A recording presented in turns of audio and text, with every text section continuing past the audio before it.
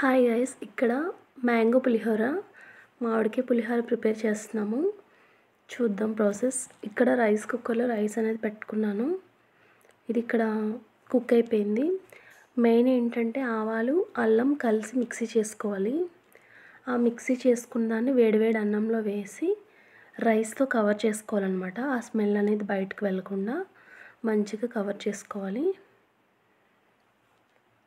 ఇట్లా కవర్ చేసుకున్నాక నెక్స్ట్ పోపు వేసుకోవాలి.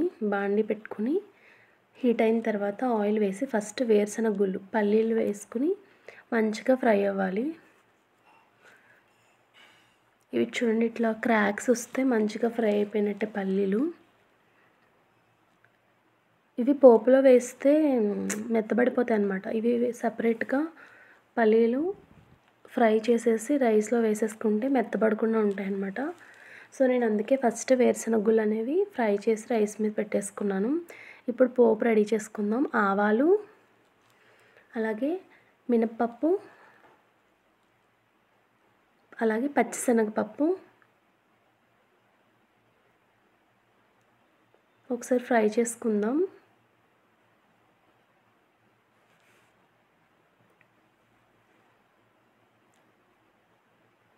పులిహోరలో మ్యాజిక్ అంతా పోపులోనే ఉంటుంది అనమాట. మనం పోపు అనేది పర్ఫెక్ట్గా పెట్టుకుంటే టేస్ట్ అనేది చాలా బాగుంటుంది. మంచిగా ఫ్రై చేసుకుని ఆ ఫ్రై అవుతుండగా కొంచెం పసుపు అనేది వేసుకుంటున్నాను. పచ్చివాసన ఉండదు ఆయిల్లో ఫ్రై చేసుకుంటే పసుపు కూడా. ఇప్పుడు మనం పులిహోరకి తగినట్టుగా స్పైసెస్ యాడ్ చేసుకోవాలి. ఎండుమిర్చి అనేది ముక్కలుగా చేసుకుని దాన్ని కూడా యాడ్ చేసుకుని ఫ్రై చేసుకుందాం.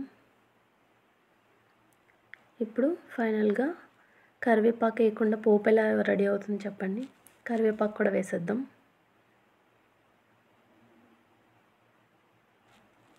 ఫ్రెష్గా కడిగి పెట్టుకున్న కరివేపాకును కూడా యాడ్ చేసి ఒకసారి కలుపుకుందాం.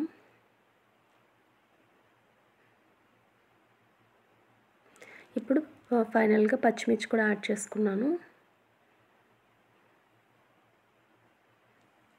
ఇక్కడ నేను కంప్లీట్గా మ్యాంగోతో చేయట్లేదు, కొంచెం జస్ట్ 1 స్పూన్ కూడా చింతపండు యాడ్ చేస్తున్నాను ఇక్కడ నేను. అలా అయితే పులుపు అనేది బ్యాలెన్స్ అయ్యి కరెక్ట్గా సరిపోతుంది అనమాట. ఇక్కడ ఓన్లీ 1 స్పూన్ మాత్రమే చింతపండు గుజ్జు తీసుకున్నాను. మిగతాదంతా మామిడికాయ గుజ్జు అండి. మామిడికాయ కూర తీసి పెట్టేసుకున్నాను. చూసారు కదా, నేను నా రైస్కి తగినట్టుగా మామిడికాయ గుజ్జు అయితే యాడ్ చేసుకున్నాను. అది కూడా పోపులో మొత్తం ఫ్రై అయిపోవాలన్నమాట. పచ్చివాసన పోయేంత వరకు ఫ్రై చేసేసుకుందాం.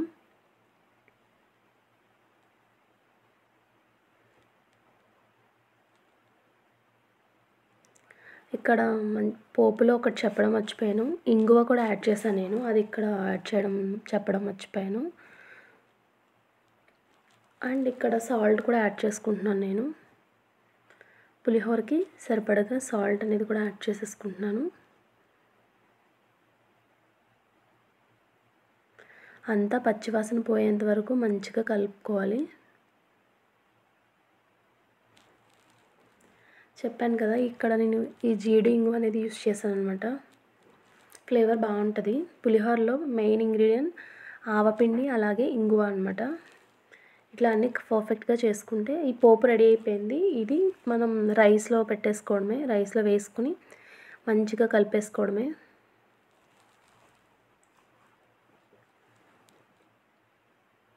రెడీ అయిపోయింది అనమాట. ఇప్పుడు మనం ఇందాక పెట్టిన ఆవపిండి అట్లాగే వేరుశనగ గుళ్ళు, ఈ పోపు అంతా మనం రైస్కి పట్టే విధంగా మిక్స్ చేసేసుకుందాం.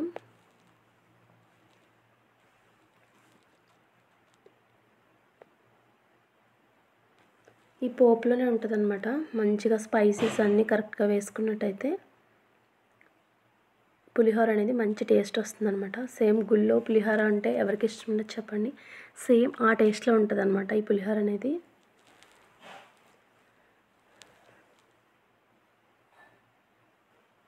మంచిగా మిక్స్ చేసేసుకుని రెడీ అయిపోయింది నాకు. ఇక్కడ ఫైనల్గా కొత్తిమీర అనేది వేసుకుంటున్నాను. అంతే అండి, రెడీ అయిపోయింది నా పులిహోర. మామిడికాయ పులిహోర ఎంతో ఈజీగా ఈ విధంగా ప్రిపేర్ చేసుకున్నాం మా ఇంట్లో. అంతే అండి వీడియో.